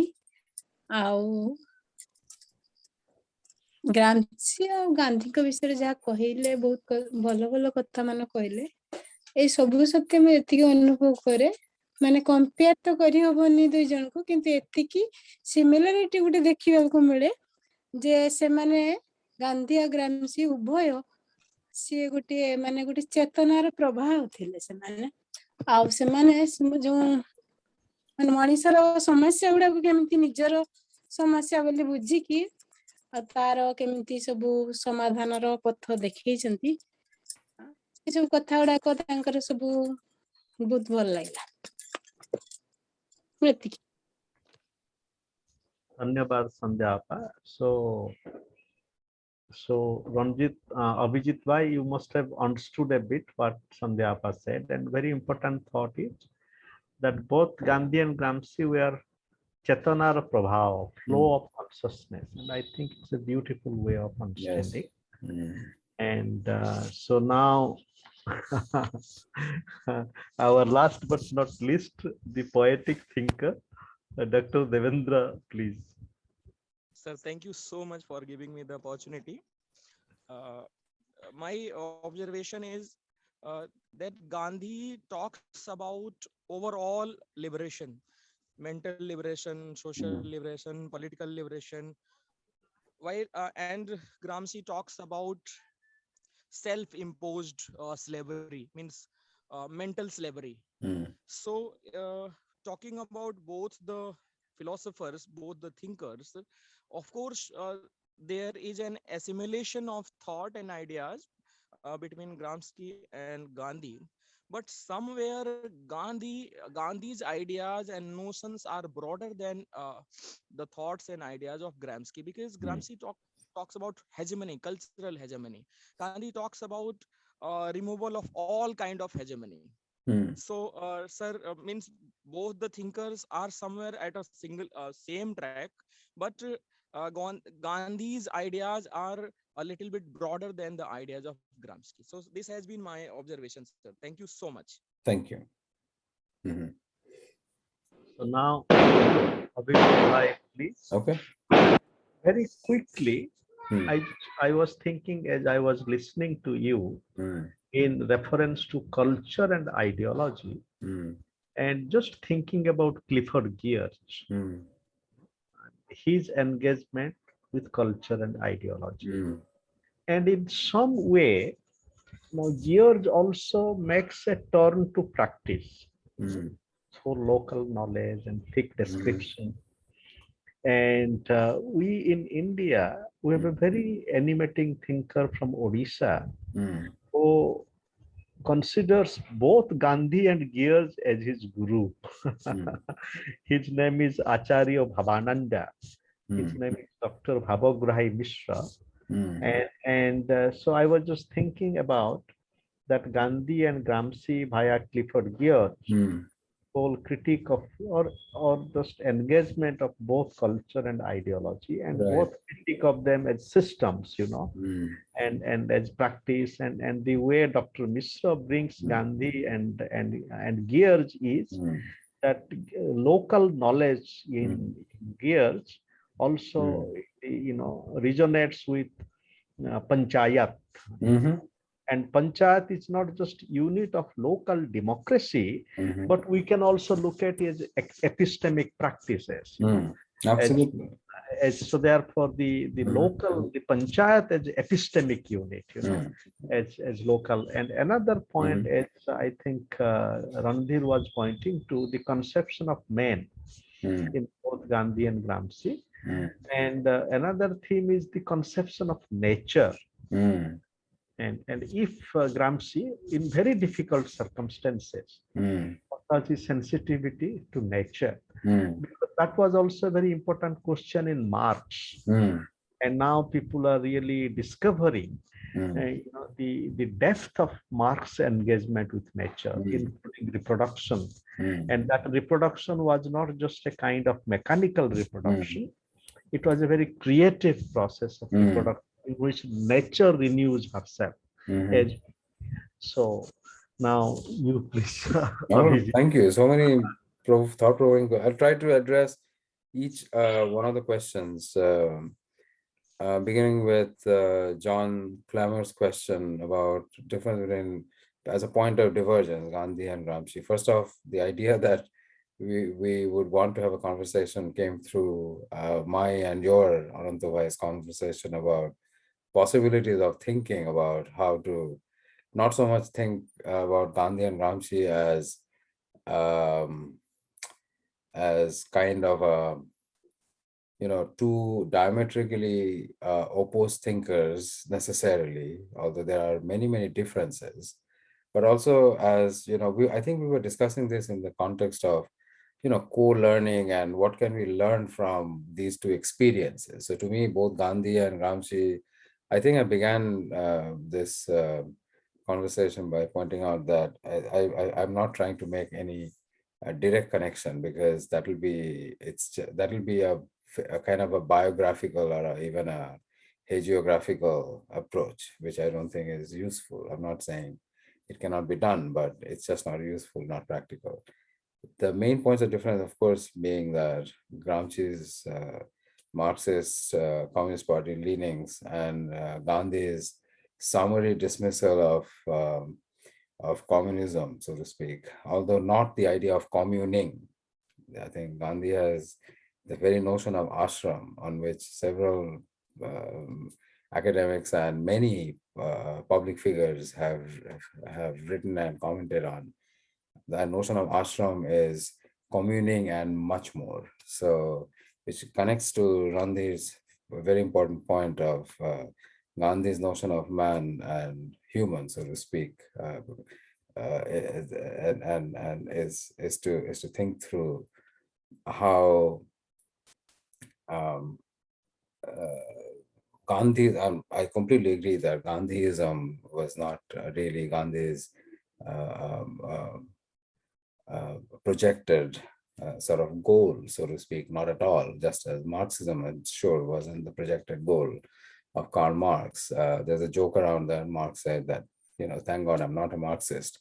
So the ideological, apparatus, which we have briefly touched on, is something that comes post facto.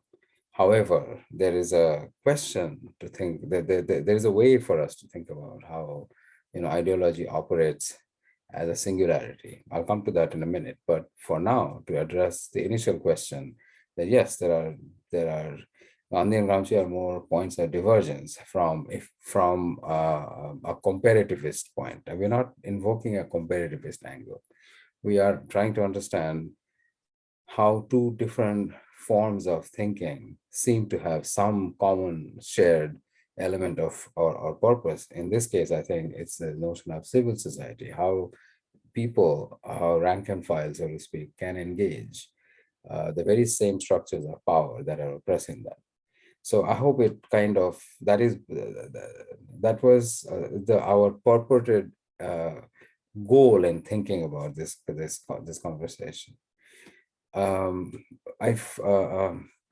Excuse me, I want to address, I don't think I registered his name, oh yes, Gianluigi. Yes, and I think you raised two very, very critical points about culture as to how the subaltern classes, it was so important for Gramsci to bring the subaltern classes into the conversation, or the subaltern, not classes, but the subaltern and the subaltern people, so on and so forth. I think the much has been written, obviously, on it, but I want to point one small thing out, and I think you mentioned it, or someone else mentioned it, that it is. I think one of the Giri, Dr. Giri's mentioned it. I'll come to that in a minute again. That this question about how to include subalterns, it has remained a perennial problem, and how to really think about them. And while Gandhi did not use the term subaltern, for Gandhi, it was the idea of reaching out to, the untouchable, the caste-ridden, the poorest of the poor. And, poorest of the poor is not something that I would not, I'm sorry, I take it back. Those who have been immiserized, pauperized, right, have been oppressed through generations, right, through even millennia. So to bring them into the conversation. So while for Gramsci, it was more to think about, how to bring, farmers. It was not only farmers and peasants. It was also artisans. It was also those who traditionally have not been lent a voice, so to speak, to try and bring them into conversation so that you can give them a voice. But in Gandhi, that moment came through the charkha, right? I've been, for a while now, I've been researching on the notion of local handcraft and so on. And that will go straight to Gandhi's understanding of how to operate locally. Because for Gandhi, everything is like the building blocks of the local are what give meaning to the larger sort of political life of a nation or any other form of conglomerate or any other form of an entity, political entity that we can imagine. So I hope that kind of Luigi, your question I've addressed sort of addresses the question that you raised about how to include. It was more of an inclusivist exercise than an exclusivist practice or thought. I want to address Minoti Pradhan's very important question about gender. I mean, Gramsci's views on gender in writing are not very, I wouldn't say they are focused on the notion of gender per se, but there is an idea of equity and justice that Gramsci imagines for those who don't have the voice. And so Gramsci's portability, the idea of the subaltern in like whatever intellectual, academic or non-academic form, not so much a non-academic. The subaltern has been, again, has faced the problem of representation, like who speaks for the subaltern. It's predominantly the academic classes or the priestly class, as I think Randhir pointed out, or excuse me if I'm confusing, the questioner's names here. But yes, the portability of Gramscian idea has quite some use, I would say.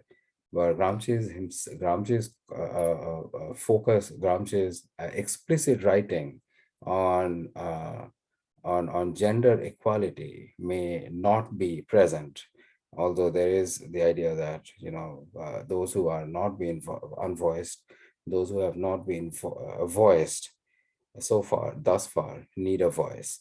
So it's more of the idea that the notion of subaltern can be extended to understand feminist and other discourses.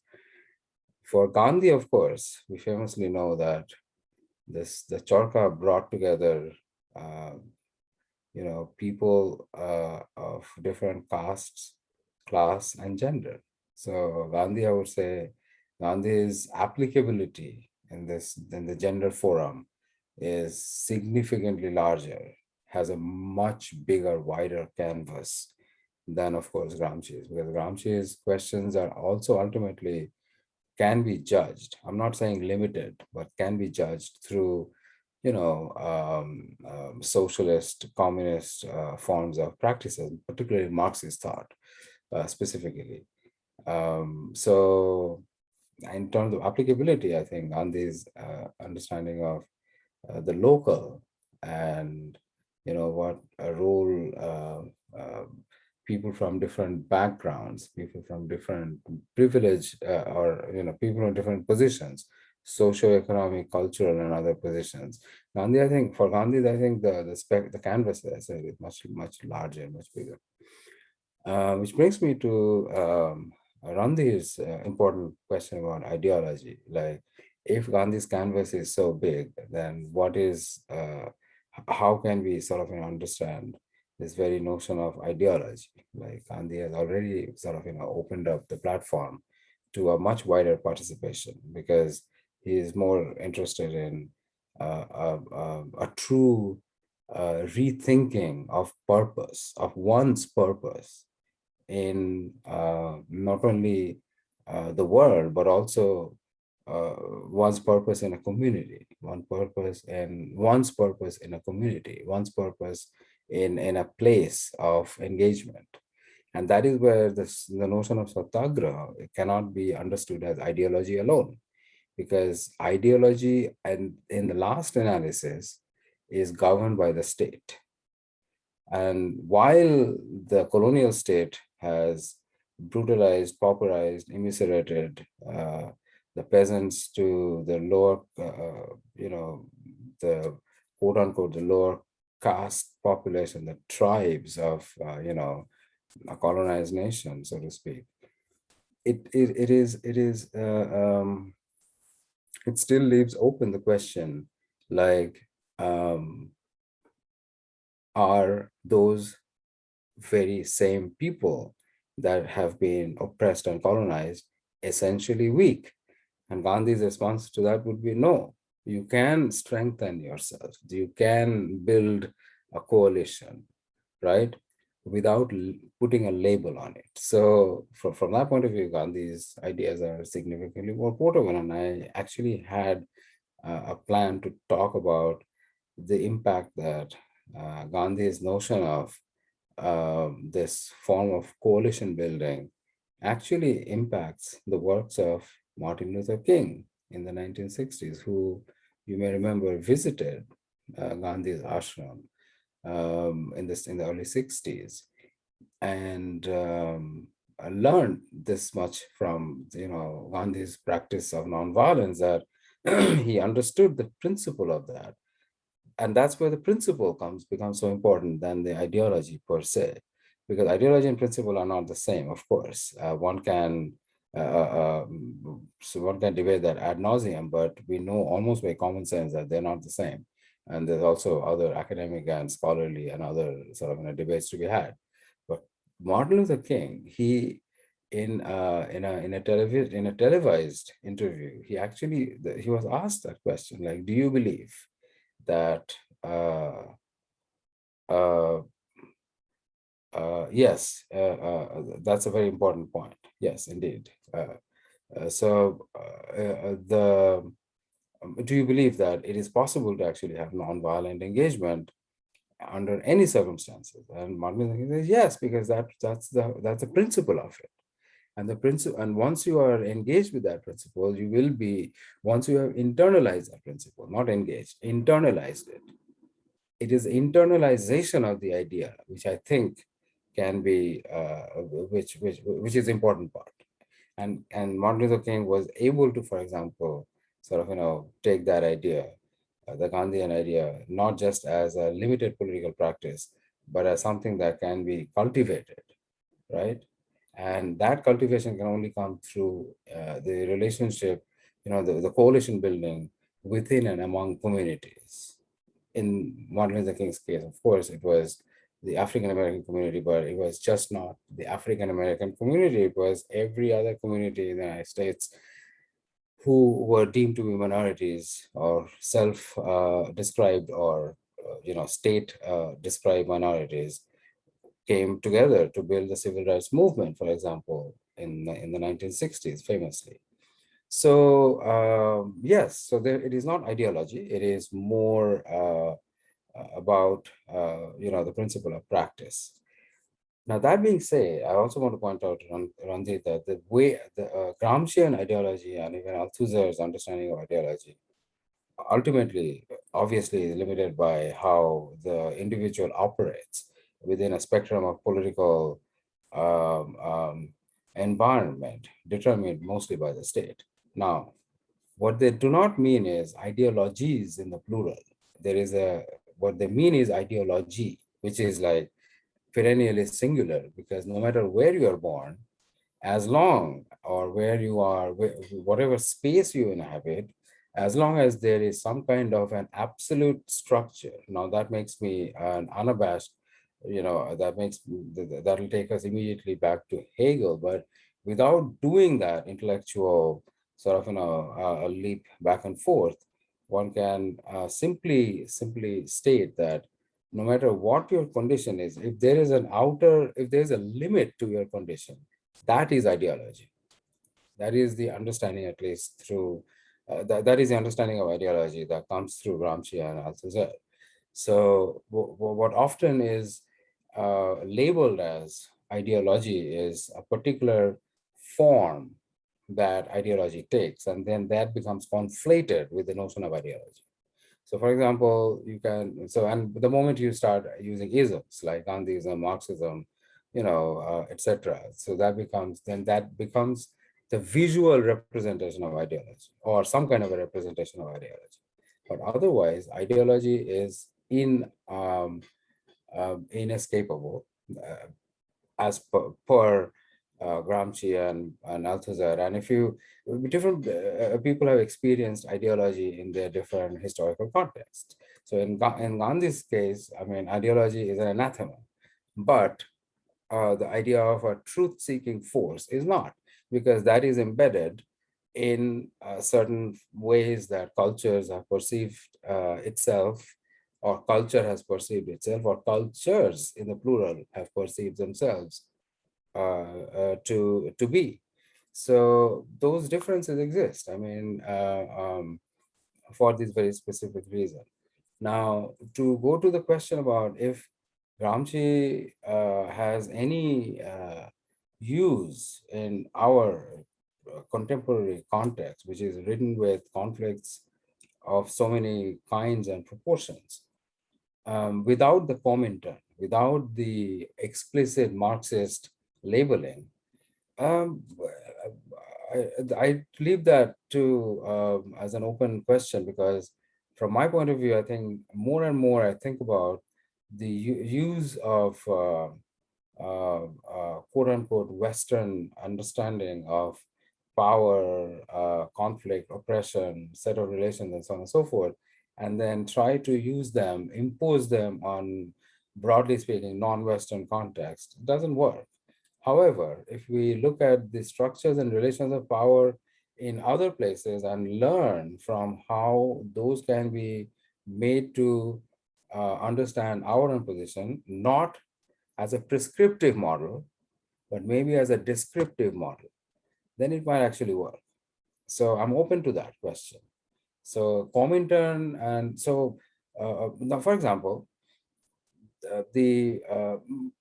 for very good measure and reason, leftists of all ilk have had a bad rap, and for all practical purposes, in many parts of the world, the Marxist slash communist slash Comintern slash all these other sort of dominant forms of leftist ideological practices, and they have been rightfully and rightly challenged, and they have in many cases been displaced. No issues there. And I was born in one of the red states of India, West Bengal, where for 2011 the leftists significantly practically lost the state after 34 years of rule, and so that's totally understandable. Excuse me. But what is not understandable, I mean, what is that is understandable. So the leftist ideology and its limitations are very, very well understandable. But that doesn't take away the fact that those who have been perennially left out of the structures of power, right? They have continued to be left out of the structures of power, excuse me, with the exception of different groups who have coalesced and who have tried to stick together through different kinds of solidarities, not necessarily leftist, but also solidarities that are local, solidarities that actually take a stance against no matter how big the power be. So what we call speaking truth to power. So those solidarities have continued to play an important role. And that, I think, is a very, very important thing to understand while we are thinking about Gramsci and Gandhi. Neither, I believe, are applicable directly, even under today's context. What is applicable, though, is the spirit of the struggle. And we cannot undermine the spirit of the struggle having been exposed to Gandhi directly, indirectly, through the school curricula or through higher academia or through everyday practice. There is a great deal of there is something called ethics. There's something called the truth force. Even if you're not following a Gandhian path, still exists. So I think we have overgeneralized. I mean, I began this conversation by saying that we have overgeneralized things. I think we need to scale back, right? Hold our hygiene horses and look at what is really at stake. So begin with the particular, begin with the place that you are in, and then branch out. Then think about different political facts and influences, how they are shaping you, in the way that you want to bring change. I think I've said enough. I mean, now I'm sounding more and more like, a preacher, but you get the picture. I mean, what I'm basically trying to say is like, if for example, my litmus test is, and I've done that, like when I've done field work in many different parts of India, my one standard question is like, for example, have you heard of this person? Just I mean, Gandhi, of course, everyone has, but and even Tagore. I mean, I've asked like people from Rabindranath Tagore, the nationalist poet, and so on, and the winner of the first Nobel Prize, and so on, and the Asian to win the first Nobel Prize in any discipline. So I've asked people from like people, the guy I go to go to the bazaar and ask someone like, have you heard of this person? What do you think about this person? And many of them have said, and they were actually the real conversations, archival notes, you might say, ethnographic notes, and some have, and many have actually said, like, oh, well, I've heard of this person who is who was a mukhya in the next village. And if you really think about it, Tagore's were mukhyas. They were the landowners. They were the the big shots of the time. Now, of course, there is no direct biographical connection. I mean, the individual who's, but then the idea that if you're asking about some person, that person holds some levels of power. Now, that is where I think we have a responsibility as an academic community to think about how others, local people, how people who have not who have not crossed the threshold of academia in any shape or form, still have a, actually have real time understanding of what is going on. They cannot be fooled. I mean, the political class might think that they can be fooled, but they understand. And that is Gramscian. That is also Gandhi. And that's where Gandhi tapped, right, into. So I don't know if that answers some of the questions that were raised. And thank you for clarifying, Randhir, that I haven't actually, it slipped my mind. Yeah. Oh, yeah, of course, yeah. So thank you. Thank you. So slowly we are on the way to embrace you. Thank you deeply, dear Abhijeet. And now I request Devendra to please offer a vote of thanks. Much, sir, for giving me the opportunity to propose the vote of thanks at this important juncture. On behalf of School of Humanities and Social Sciences, Raffles University, Nimrana, and Swadhyaya Sachakra Circle for Creative and Co-Learning, Vishwaneedam Center for Asian Blossoming, Puducherry and Chennai, I would like to express my deep-felt gratitude to a distinguished resource person of today's talk, Dr. Abhijeet Paul sir, and the part of deliberations I could witness virtually is beyond the word to express. Definitely, it was mesmerizing and full of information. And every question and every comment which was taken by sir is means is inspiring me to salute him. So, sir, thank you so much for being the source of means motivation and being the one of the best resource person in the series of talks organized by Vishwaneedam Center for Asian Blossoming. Thank you so much, sir. Next, I would like to express my deep felt gratitude to Professor Giri sir for being the motivator, and definitely sir is like guardian for us, and the way sir sails the boat of this co-learning is appreciable. So thank you so much, sir. Next, I would like to express my deep felt gratitude to Professor John Clamer, sir, as usual, as a resource person, as a discussant. Sir is mind-blowing in his presentation, and definitely he adds fuel to the fire of the learning together. Next, I would like to express my deep felt gratitude to Professor Gyan Luigi for being an active participant and active discussant in every session. And today also, sir participated well. So thank you so much. I would like to express my deep-felt gratitude to Dr. D. Giri sir for being the part of this webinar and being the part of discussion. Thank you so much, sir. I would like to express my deep-felt gratitude to Minati Pradhanji for her presence and raising the very relevant question. Last but not the least, I would like to express my deep-felt gratitude to Professor Randhir Gautam for planning, executing, and initiating such kind of activity. And finally, I would like to express my deep-felt gratitude to everybody from all over the world for being the part of this journey. So thank you so much. Have a nice day. Namaste. Namaste. Thank you. Thank you, Dr. Thank Devendra. you. Thank you. Thank you.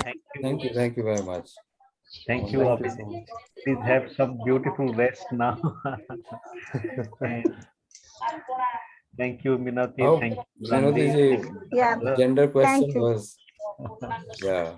Oh, Thank you. oh, thank you. It has been, I mean, the part of everything that is another dimension.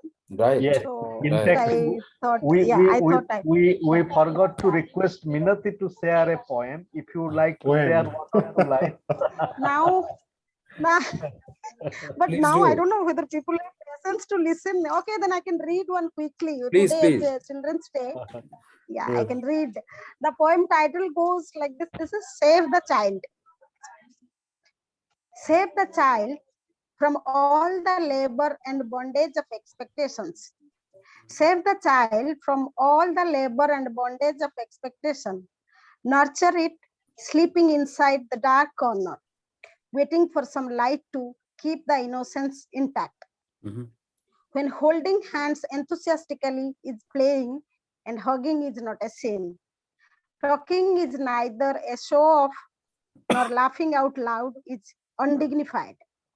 To keep the baggage down and run behind a butterfly.